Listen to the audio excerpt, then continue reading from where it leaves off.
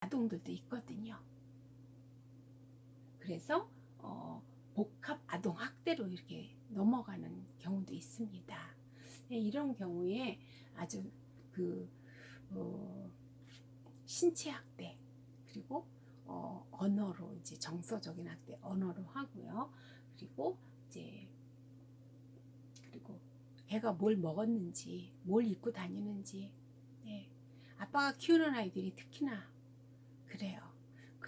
그러다 보니 애들이 학교 가서도 꾸지꾸지하고, 또 엄마가 키우는 애들도요, 정말 너무 씻질 않아도 냄새가 나는 거예요. 그 냄새를 진짜 견디기가 너무 역겹고 힘들어요.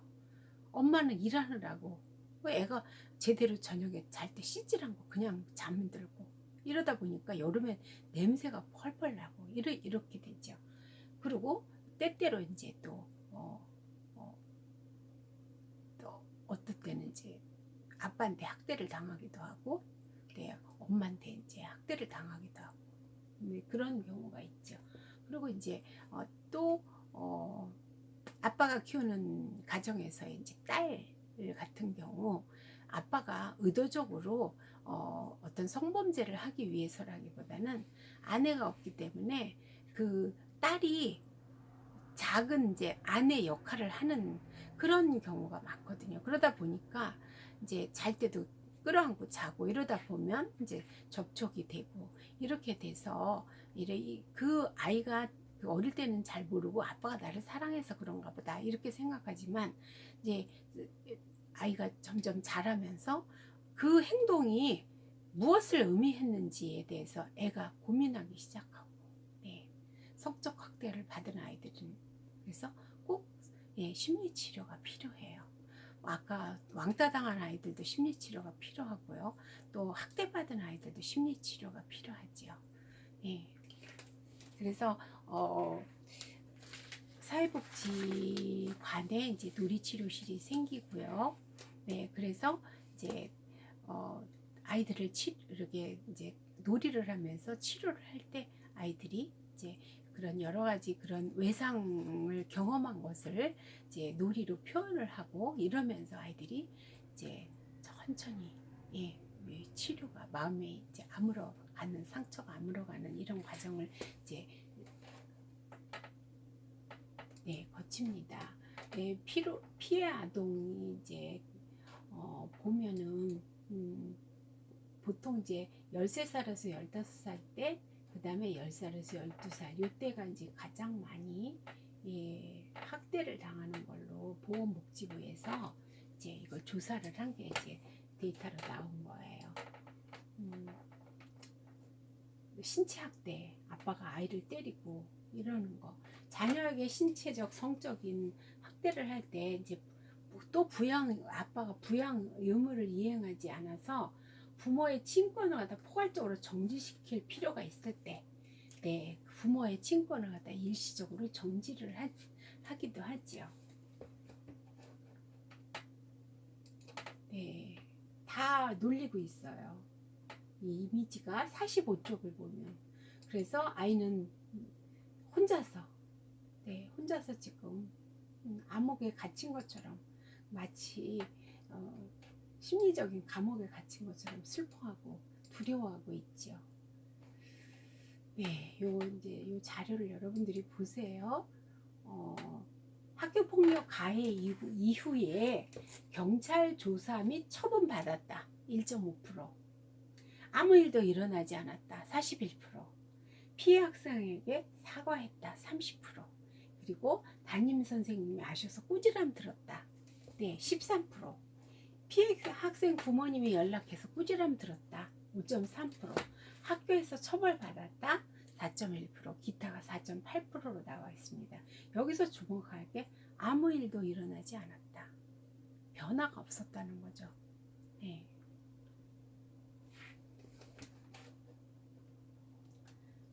아까 이제 다중지능이 나왔는데요. 인간은 지금은 이제 이것이 그 가드너라는 그 심리학자가 이 인간의 지능을 갖다 계속 연구하고 있는데, 8가지에서 지금은 10가지 이렇게 계속 이제 추가시키고 있는 중으로 이제 알고 있습니다. 그래서 인간은 누구나 이제 일단 8가지 기능을 이제 가지고 있다 이렇게 이제 하고요. 지능은 모두 동일하게 중요하다. 한 가지 지능만 있는 게 아니라 다양한 지능이 가지고 있는데 8개의 지능은 독립적이지만 함께 작용한다. 그리고 개인마다 독특한 프로파일을 보인다. 그리고 다 다른 이제 지능을 보인다는 거예요. 환경과 경험에 의해서 발달이 가능하다. 네. 그리고 강점 지능을 강화하고 약점 지능을 보완할 수 있다. 네.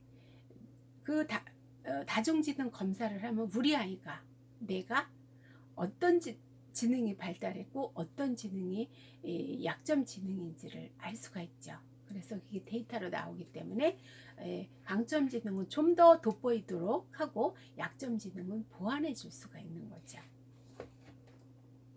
네, 하워드 가드너의 다중지능. 모든 아이들은 똑같은 방식으로 배우지 않는다.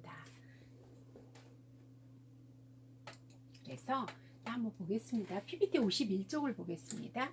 네, 언어지능, 인간 친화지능, 자연지능, 논리수학지능, 신체운동지능, 자기성찰지능, 그 다음에 7번째 음악지능, 8번째 공간지능, 그리고 가드너가 또 추가를 한 것이 영성지능이라고 그래요.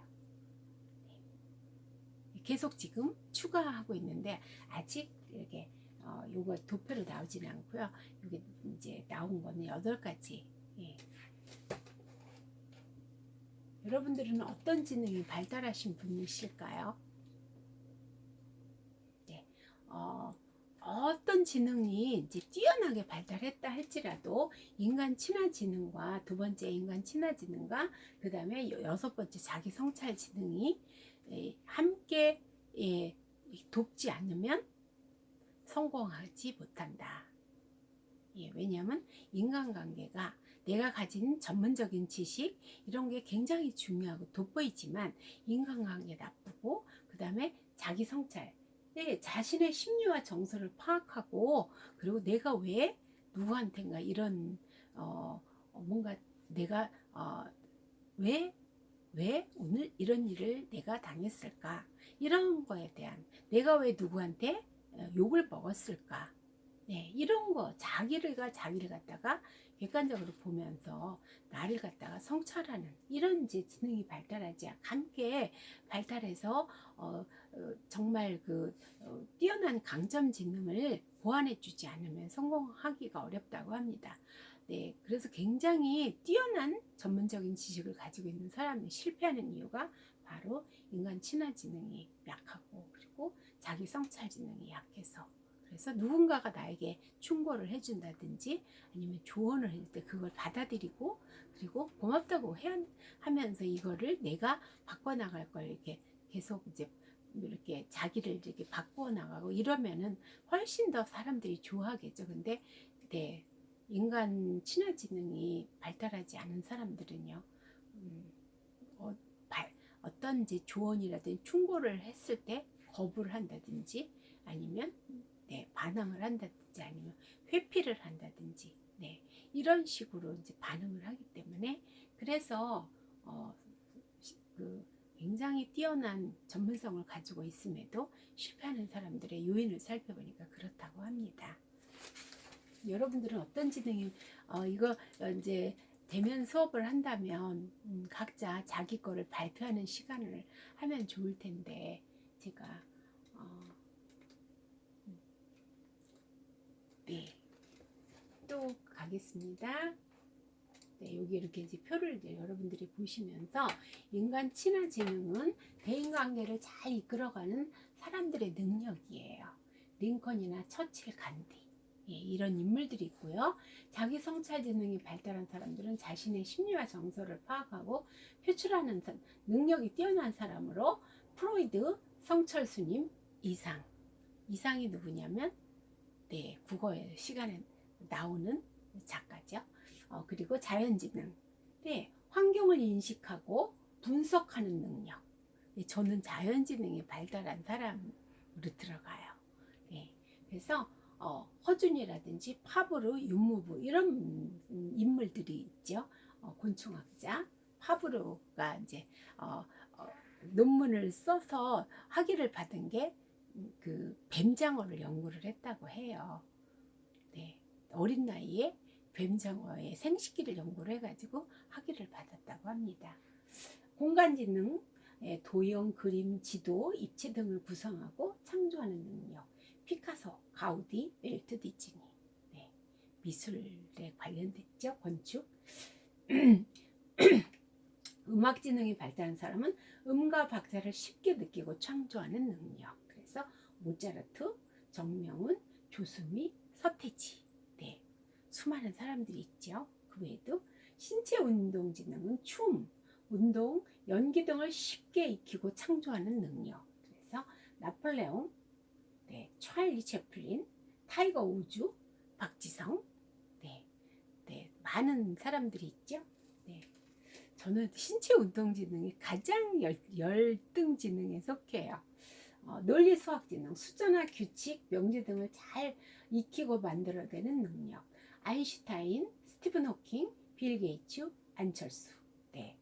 또 제가 약한 데가 수학 지능입니다. 제가 수학을 잘 못해요. 네. 언어 지능, 말재주와 글솜씨로 세상을 이해하고 만드는 능력. 네. 줄리어스 시저, 섹스피어, 유재석. 네, 말로 먹고 사는 사람들, 아나운서. 네. 이렇게 그런데 어떤 지능을 강점 지능으로 갖고 있을지라도 인간 친화 지능과 그다음에 자기 성찰 지능이, 네, 이것이 겸비됐을 때 성공한다. 그래서 김연아 같은 경우 신체 운동 지능이 발달한 사람이잖아요. 그런데 이제 코치가 늘 이제 근데 그걸 자기가 잘 받아들이고 그리고 자기 성찰을 할 수 있는 그런 지능이 같이 겸비됐기 때문에 운동으로 성공한 케이스라고 보겠습니다. 이게 유치원기가 되면 벌써 이제 검사를 해도 돼요. 그리고 이제 아이의 강점 지능과 그 다음에 약점 지능이 이제 나타나서 보완해 줄 수 있어서, 그래서 아이들을 키우시는 분들은 이제 유치원생 또 초등학생 이렇게 가서 이 검사를 하시고 이제 보완해주고 그 다음에 돋보이게 해주고 요거를 이제 동시에 할 수 있는 이 그 교육을 시킬 수 있기 때문에 이렇게 활용하시면 좋을 것 같습니다. 사회복지사는 이런 거를 이제 또 할 줄도 알아야 되고요. 아주 기본적으로 성격 검사 MBTI는 할 줄 알아야 돼요. 등촌동에 이 MBTI 교육장에 있어요. 거기에는 이제 상담도 사회복지 이런 계통에서 일하시는 분들이 이제 그 MBTI 성격 검사하는 자격증을 따기 위해서 교육을 이제 받으러 오시는 장소가 있습니다. 여러분들도 MBTI 이런 이제 성격 검사를 통해서 그 나온 자료를 가지고 상담에 임하실 수 있고요. 그리고 성격이 어떤 성격인지, 또 가족 간에 이런 성격들이 어떻게 서로 조화를 이루고 또 어떻게 부딪히는지 이런 거에 대해서, 또 부부지간도 마찬가지고요. 그래서 검사를 최소한 이제 MBTI 정도는 하셔야 돼요. 그래서 학교 공부하시고 교육장에 가셔서 자격증을 교육받으시고 이제 받으셔서 내 내담자에게 이거를 아이들 것도 있거든요. 그래서 이제 아이들 것도 할 수 있고 또 성인 것도 할 수 있도록 이렇게 이제 배우시고 자격증 다 받으시기를 바랍니다. 네, 청소년 파트로 가겠습니다. 네, 청소년들은 고등학교를 이제 중학교, 고등학교를 가야 되죠. 일찌감치 이제 아이의 진로를 선택한 아이들도 있어요. 그래서 아이의 중학교를 국악 아니면 예술 중학교로 이렇게 가는 친구들도 있죠. 그리고 보면 이제 고등학교도 굉장히 종류가 많아요. 특목고, 일반고, 기타 영재학교, 자율고, 특성화고, 외국어고, 국제고등학교, 과학고등학교, 예술고, 체육고, 마이스터교, 자율형 사립고, 자율형 국립고등학교 이렇게 이제 볼 수가 있습니다. 그래서 중학교를 잘 이제 마치고 그리고 이제 고등학교 갈 때 나는 인문계로 갈 거야. 나는 어떤 데로 갈지 이렇게 다양한 고등학교 유형이 있으니까 여기서 골라서 가면 되겠죠. 그래서 뭐 과학고를 가든 특목고 과학고 들어가죠. 예. 자 보겠습니다. 또 이제 고등학교 가서 대학은 또 어떻게 갈 것인가. 네, 대학은 원격대가 있고요. 기술대학이 있고요. 네, 산업대학이 있고 교육대가 있고 전문대가 있죠.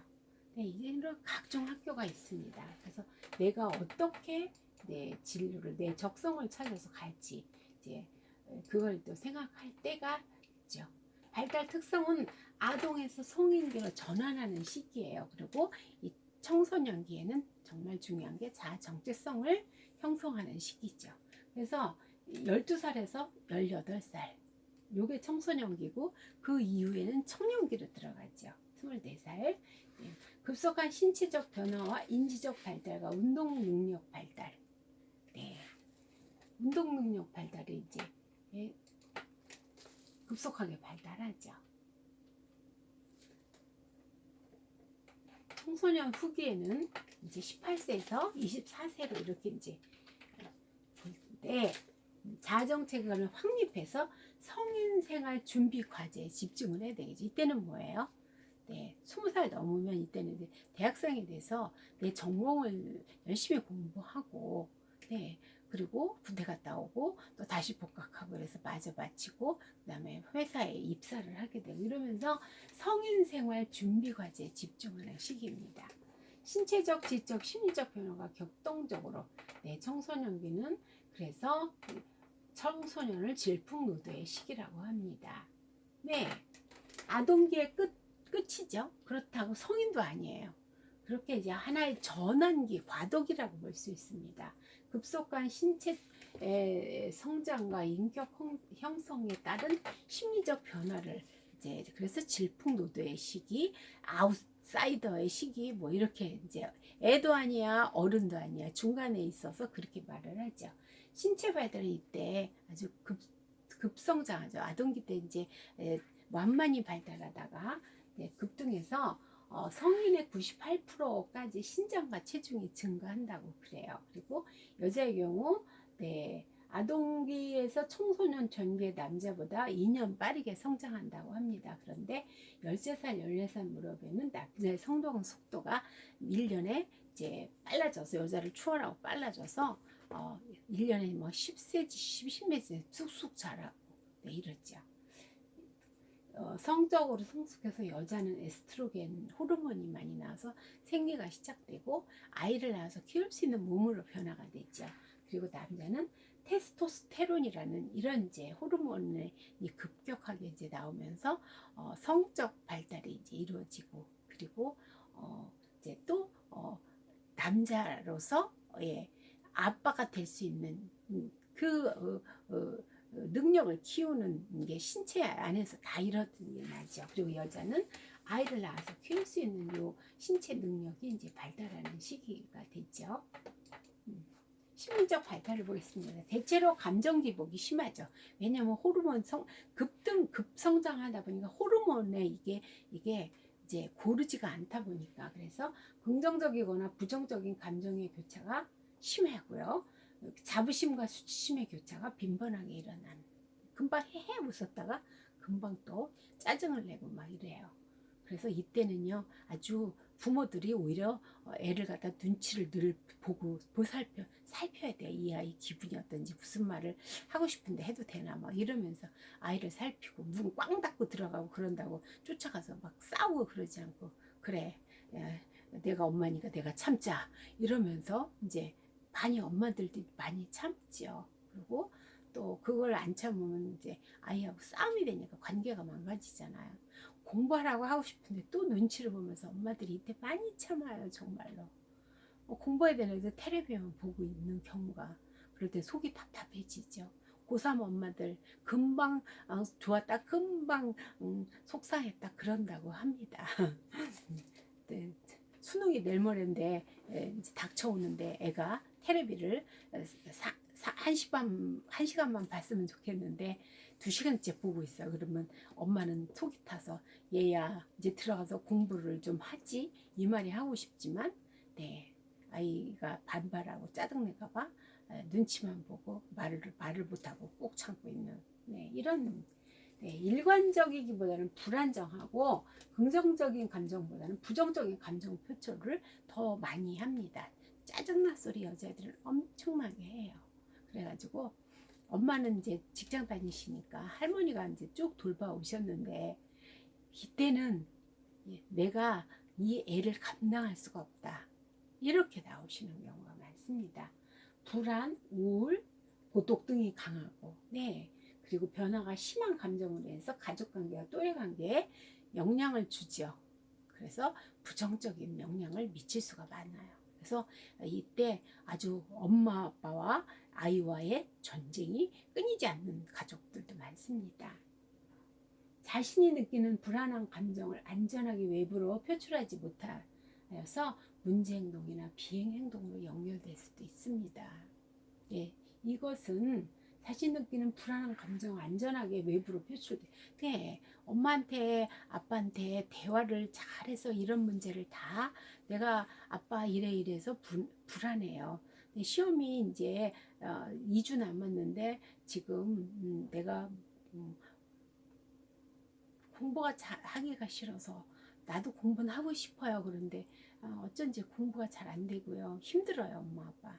그리고 이렇게 대화가 서로 의사소통이 잘 되는, 네, 그런 이제 가정이라면 그렇지 않은데, 공부 성적 가져온 거 가지고 아빠는 폭력 쓰고 엄마는 욕하고 막 이렇게 돼버리면 애가 이제 가출을 하게 될 수도 있고요. 네, 그리고 나가서 이제 비행행동, 엄마 아빠한테 인정 못 받은 그 분풀이를 나가서 비행행동을 하죠. 그래서 스피드는 내는 거나 한번 타볼까? 그러고 그다음에 오토바이 빌려서 이제 붕 하다가 사고 나가지고 병원에 가서 누워있고, 병원비 엄마 아버지가 내대고 오토바이 값 물어주고 이런 경우가, 네, 그래서 가족 간의 상호 의사소통이 원만하게 이루어져서 자신의 욕구와 불안과, 네, 이런 우울함 감정, 네, 그런 여러 가지 느끼는 걸 갖다가 이렇게 상호 이게 나누면서 또 부모들이 경험한 그 청소년기에 어떻게 하니까 도움이 됐는지, 네, 이런 거를 서로 나누면서 이렇게 아이의 마음을 안정되게 할 때 비행이라든지 문제 행동으로는 가지 않거든요.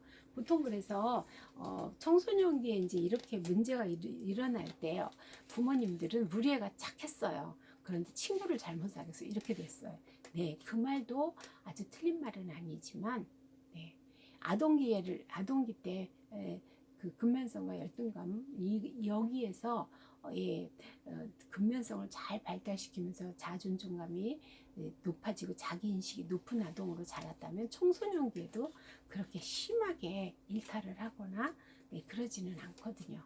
근데 그 학부모들이 학교에 찾아와가지고, 네, 담임이 오세요 그래서 왔는데, 네, 담임 선생님도요, 모처럼 오신 그 학부모님한테 얘가 이렇게 이런 일은, 그리고 나쁜 말은 하고 싶지가 않다고 그래요. 그래서 되도록이면 이제 좋은 말을 해주려고 애를 쓰고 하지만 이제 심각할 때 얘기를 하죠.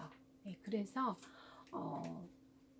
우리가 가정 안에서 의사소통이 굉장히 중요해요. 너무 가부장적인 의사소통을 하는 양육 태도를 가지고 그렇게 아이를 키우는 과정에서 자란 친구들은, 네, 집에서는요, 아빠가 집에 들어오면, 네, 각자 뭐 아빠가 오늘 또 뭐 잘못됐다고 소리 지르고 이럴 수도 있으니까 아빠 오기 전에 샥샥샥, 네, 신발도 정리 잘하고, 그리고 집안 정리도 해놓고, 그리고 자기 방에 들어가서 이렇게 아빠가 오시는 게 반갑고 좋은 게 아니라 어떤 혼이 날지 모르는, 그래서 비난형 의사소통을 많이 쓰는 이제 부모님하고 같이 사는 그런 아이들이 이제 억압이 그래서 많이 되다 보니까 말을 해도 잘 들어주지도 않고 비난을 늘 하면서 이럴 때 이제 아이들이 이제 마음이 힘들어지죠.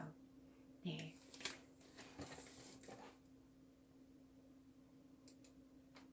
자아정체감 발달. 에릭슨은 이때 자아정체감을 발달해야지만 그 다음 단계를 또 순조롭게 이제 나갈 수 있다고 얘기를 했죠. 개인이 청소년기 동안 획득해야 하는 일종의 포괄적인 성취로서 4개의 기본 차원으로 구성이 됩니다. 첫째, 인간성. 각 개인은 인간이라는 느낌, 내가 나라는 느낌, 그 다음에 성별, 내가 남자인지 여자인지, 네, 이런 특별한 느낌. 개별성, 나는 독특하다, 나는 나만이 가지고 있는 어떤 독특함, 개성을 가지고 있다는 느낌. 그리고 시간이 계속성, 시간이 경과해도 동일한 사람이라는 거. 어제나 오늘이나 내가 동일한 사람이다. 그래서 근데 여기서 자신을 어떤 모습으로 발달시켜 나갈지를 끊임없이 내가 학과는 무엇을 잘하니까 나는 어떤 학과로 가서 나는 이런 일을 하고 싶어. 이런 거를 이제 자기 진로를 생각하고, 그리고 그쪽에 맞춰서 포커스를 맞춰서 공부를 하고, 이러면서 내 자아 정체성을 갖다가 본격적으로 확립하는 시기겠죠. 그렇지를 못했을 때 혼미라고 얘기를 했습니다. 에릭슨은 자아 정체감 대 혼미라고 이렇게 얘기를 했습니다. 이때는 이제 도덕성이 또 발달을 하죠. 근데 콜버그라는 학자가 도덕성 발달을 이제 얘기를 했는데, 이때는 삶 수준인 관례적 수준의 도덕성이 발달한다고 이야기를 했습니다. 그래서 이 관례적 도덕성이 뭐냐? 개인 속에 내면화된 가치관에 따라서 가족이나 집단에 의존을 하지 않고요, 그냥 자기가 결정을 하는 거예요.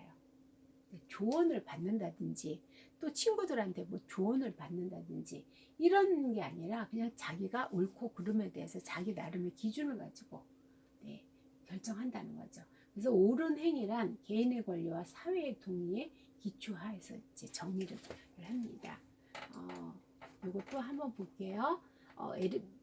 청소년 자정체감 이론에서 마르시아 이론이 있는데, 보면 왼쪽에는 탐구 노력, 오른쪽 메뉴에 관여라고 되어 있어요. 그래서 가치와 진로와 신념에 대해서 얼마나 확고한 생각을 가지고 있는지, 생각해 봤는지 안 해봤는지. 탐구 노력, 자신의 가치와 진로, 신념 형성을 위해서 얼마나 많은 시행착오와 탐구를 했는지. 이런저런 그러면서 그것이 있는 사람 있었다.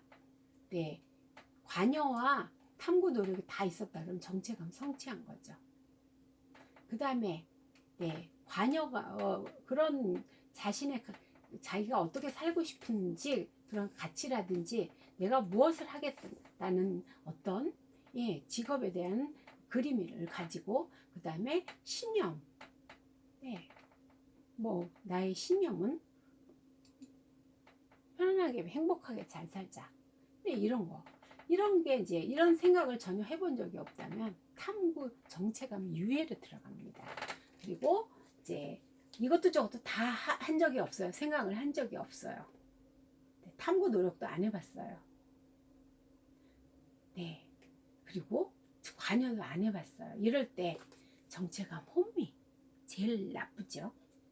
그리고 탐구 노력을 안 했는데 관여는 또 해봤어요. 이건 정체감 상실. 아직까지 그래서 결정이 이제 안 된 거죠. 가장 좋은 것이 정체감 성취죠. 내가 무슨 일을 하면서 내가 어떤 가치관을 가지고 민주 시민으로서 이렇게 민주 시민으로서 성실하게 나는 내가 하고자 하는 내가 목표한 일을 달성하면서, 아이들은 어떤 사람하고 결혼해서 내 이상의 어떤 여자와 결혼해서 배우 누구누구와 같은 그렇게 마음속으로 생각하면서 아이들은 몇 명을 낳고 나는 그 내가 하는 일을 통해서 사회에 어떻게 이바지를 할 것인지 이런 거에 대한 자기 나름의 이제 목표를 가지고 움직일 때 자아 정체감을 성취했다 이렇게 얘기할 수 있겠습니다. 밑에 이미지를 보면 소속감만이고 탐색할 용기가 없으면 정체감에 조기마감이 일어나서 부모나 사회가 정해준 것 외에 다른 것을 시도하지 못한다. 네. 일찌감치 너는 우리 집의 장남이니까 회사를 물려받아야 된다. 네. 그래서 내가 정말 하고 싶었던 건 미술이었는데 네, 할 수 없이 경영학을 공부했습니다. 네. 그렇게 해서 회사에서 회사 일을 배우고 그리고 유능하게 이제 일을 잘 해왔어요. 회사도 이제 아버지한테 물려받아서 예, 그런데 어느 날 네, 중년기가 됐습니다. 그때 갑자기 자기 삶의 회의가 오기 시작했어요. 내가 하고 싶은 거를 하고 사는가? 중년기 때는 이제 중년기 때 이때는 어때요? 생산성 대 침체감이거든요. 그래서 내가 원하는 걸 얼마나 생산적으로 하면서 하고 싶은 일을 하고 하면서 살았는가 이런 내가 이제는 젊음도 점점 내 주름이 이제 피부도 그렇고 점점 건강도 하락세로 가고 그러면서 내가 지금까지 이루어놓은 게 무엇이었는가 무엇이 있는가 생각해 볼 때 대부분 허무감을 느끼는 다고 그래요. 그리고 중년기가 되면 또 죽음에 대해서도 생각을 하거든요. 그래서 이때가 중년기 위기가 닥치는 거예요. 그래서 갑자기 이제 마음이 이제 바뀐 거죠. 그래서 어떤 사람은 그거를 동생한테 물려주고 자기는 이제 나는 지금부터 내가 나만을 위해서 산다 이렇게 생각하고 이제 그때서부터 자기를 이제 새롭게 만들어가기 시작하죠. 네, 하고 싶은 거 하면서. 네, 그래서 여러분들 나이가 많으신 분들을 학교에 공부하러 오는 거에 대해서 사람들이 아마 야, 저 사람 왜 저러지? 그런 사람들도 있을 수 있거든요. 여러분들은 늦게나마 자기 정체감을 네, 잘 다시 이렇게 만들어서 그렇게 해서 또 보완해서 이렇게 해서 여러분들이 이제 새로운 뭔가에 이제 도전하고 싶은 네, 그렇게 하고 싶어서 학교에 공부하러 오셨을 거라고 생각을 해요. 그리고 또 이제 사회복지학부로 오신 분들은 내가 사회복지가 되겠다. 또 스포츠복지학 학생들은 또 나는 스포츠복지를 하겠다. 그 다음에 이제 신앙을 하신 분들은 또 네, 그렇게 교회에서 예, 함께 사역을 함께 병행하는 역할로서 사회복지사로서 또 목회자로서 내가 그 일을 하겠다 이런 마음을 가지고